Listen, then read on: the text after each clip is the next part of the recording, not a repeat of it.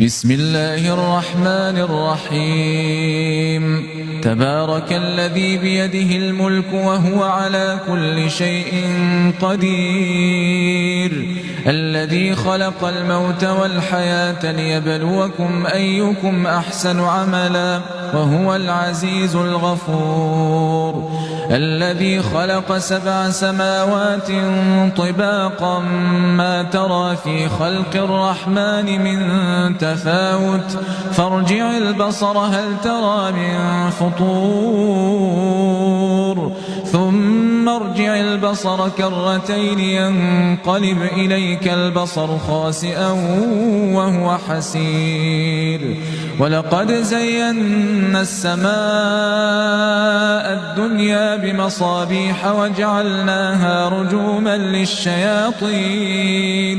وأعتدنا لهم عذاب